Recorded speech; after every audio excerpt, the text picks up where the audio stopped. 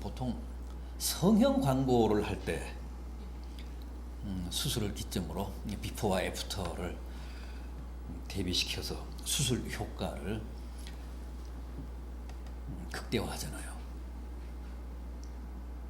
오늘 본문에 등장하는 엠마오 도상의 두 제자도 부활하신 주님을 뵌 사건을 기점으로 비포와 애프터가 극명하게 갈리고 대비됩니다. 성령을 한 사람만큼이나 부활하신 주님을 뵌 이전과 이후가 확연하게 구분됩니다.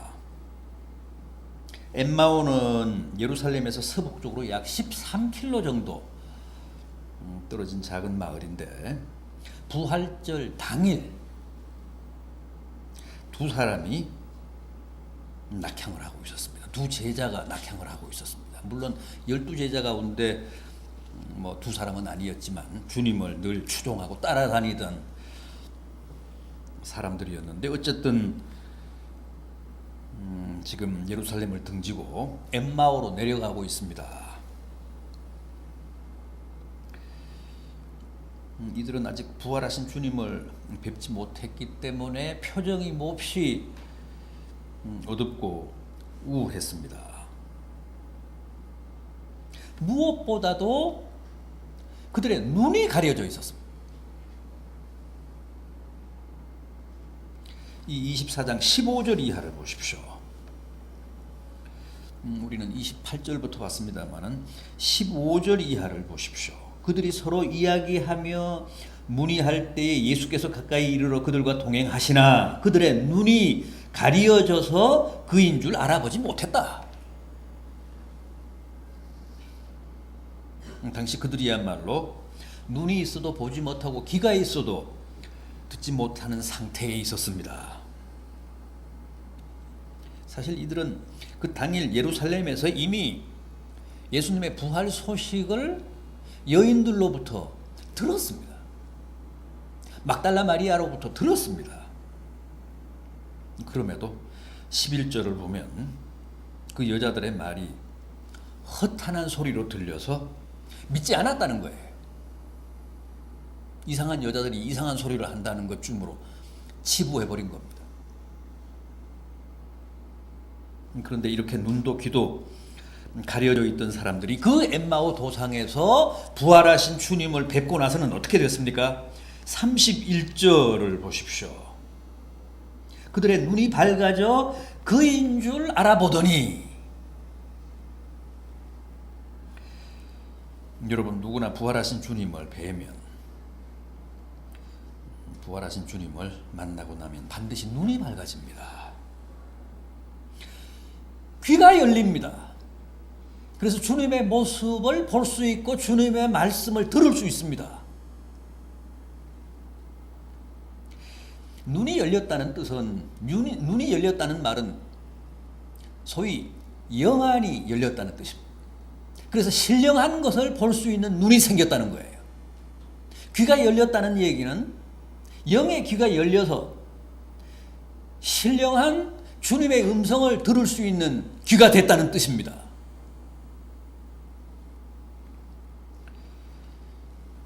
그 중요하잖아요.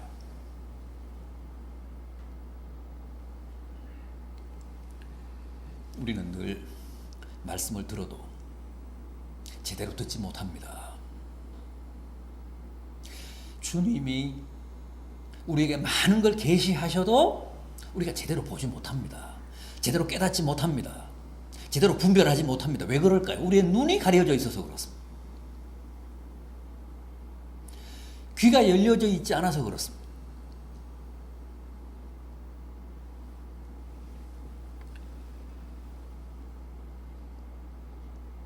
여기 엠마오 도상의 두 사람, 두 제자들처럼 주님을 뵙기 전에는 누구나 그렇습니다. 그런데 주님을 뵙고 나면 눈이 열리고 귀가 열린다는 거예요. 그래서 신령한 것을 보고 들을 수 있다는 겁니다.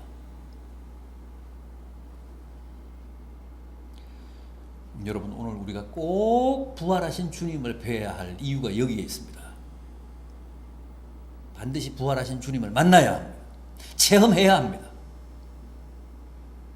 그래야 눈이 열리고 귀가 열려서 신령한 것을 보고 듣고 깨달을 수 있습니다. 하나님의 계시를 제대로 분별할 수 있습니다.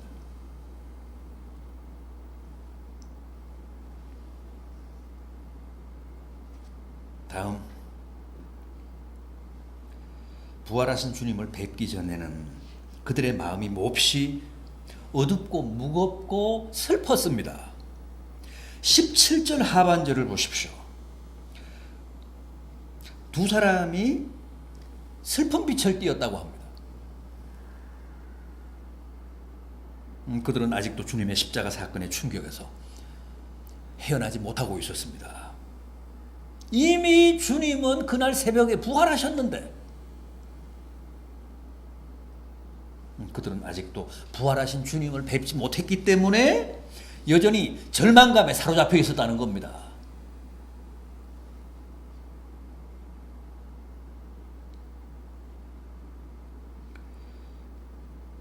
그래서 지금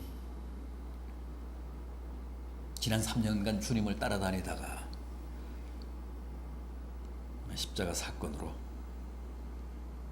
낙담해서 슬픈 표정을 지으며 고향 엠마오로 되돌아가는 길입니다. 21절을 보십시오. 우리는 이 사람이 이스라엘을 속량할 자라고 바라노라. 그런데 십자가에 달려서 어이없이 돌아가셨다는 거죠. 그랬으니 얼마나 낙심이 컸겠습니까?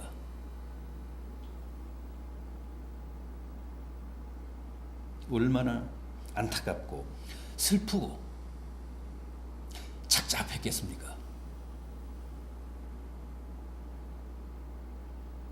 그랬던 그들이 그 엠마오 도상에서 부활하신 주님을 뵙고 주님의 말씀을 듣자 어떻게 됐다고요? 32절을 보십시오. 길에서 우리에게 말씀하시고 우리에게 성경을 풀어주실 때에 우리 속에서 마음이 뜨겁지 아니하더냐?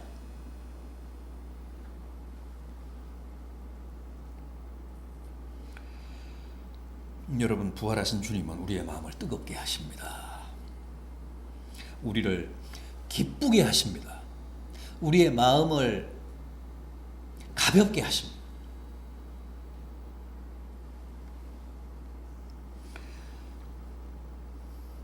우리의 마음을 즐겁게 하고 행복하게 하십니다. 요즘은 참 사람 마음을 움직이기가 쉽지 않습니다. 사람들이 어지간해서는 감동을 못 받습니다. 사람들의 마음이 동하지가 않아요.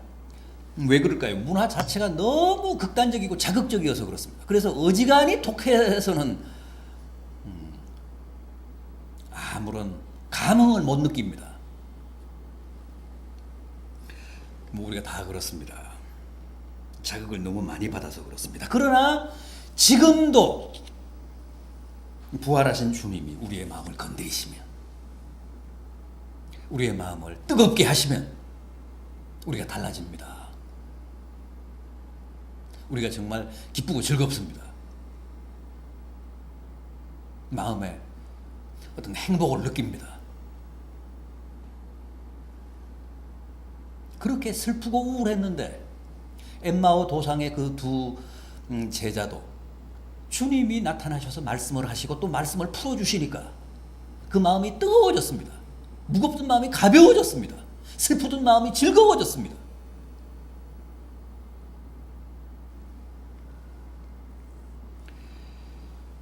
부디 올해도 새롭게 부활하신 주님을 새로운 감격으로 꼭 체험하셔서 만나셔서 여러분들의 우울한 기분도 마음도 좀 활짝 개고 슬프던 마음도 좀 즐겁고 무겁던 마음도 좀 가벼워지는 체험이 있으시기를 진심으로 기원합니다.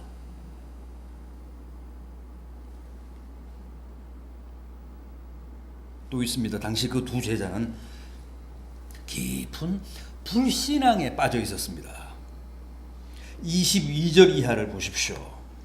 우리 중에 어떤 여자들이 우리로 놀라게 하였으니 이는 그들이 새벽에 무덤에 갔다가 그의 시체는 보지 못하고 와서 그가 살아나셨다 하는 천사들의 나타남을 보았다 그랬다.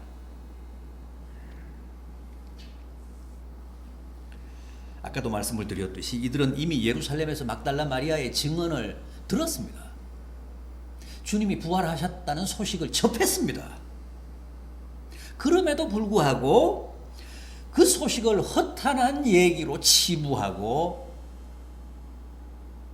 지금 낙향 중에 있습니다. 믿지 않았습니다.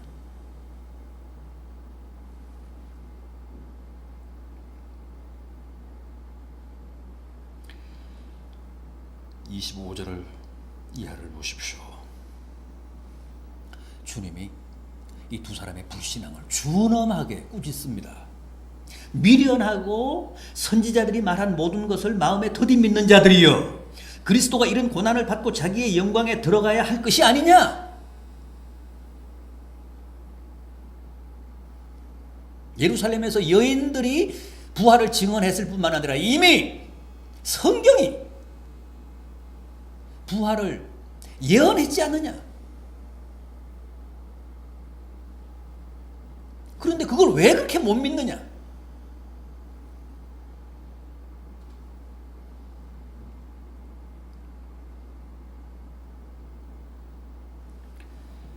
주님의 책망이십니다. 이랬던 그들이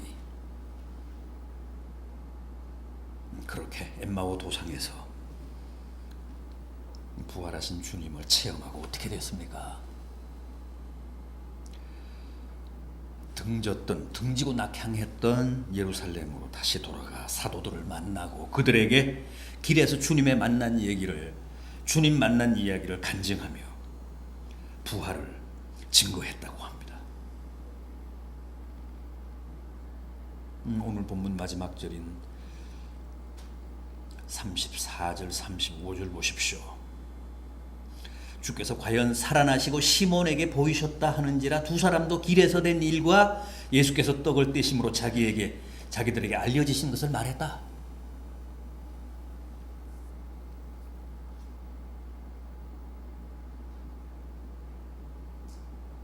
사도들을 만나고 그들에게서 주님의 부활 소식을 듣고 자기들도 엠마오 도상에서 체험한 부활하신 주님을 증거하며 이제는 부활의 증인이 됐다는 겁니다. 부활 소식을 믿지 않고 시리에 차서 낙향하던 사람들이었는데 그 길에서 부활하신 주님을 뵙자 완전히 변했습니다. 그래서 가던 길을 돌아서서 다시 예루살렘으로 복귀해서 남에게 부활을 증거하는 증인의 삶을 살았다는 겁니다. 여러분, 우리도 다 이렇게 변해야 합니다. 부활의 산 증인이 돼야 합니다. 부활을 확신하며 늘 부활의 산 소망 가운데서 살아야 합니다. 그래야 무너지지 않고 좌절하지 않고 승리할 수 있고 또 끝까지 갈 수 있습니다.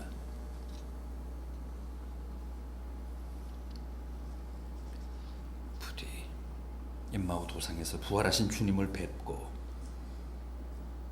칼처럼 그 비포와 애프터가 갈린 이 두 제자처럼 여러분의 삶과 생애도 주님의 부활로 말미암아 완전히 변하고 완전히 새로워지는 큰 은혜와 역사가 있기를 진심으로 기원합니다.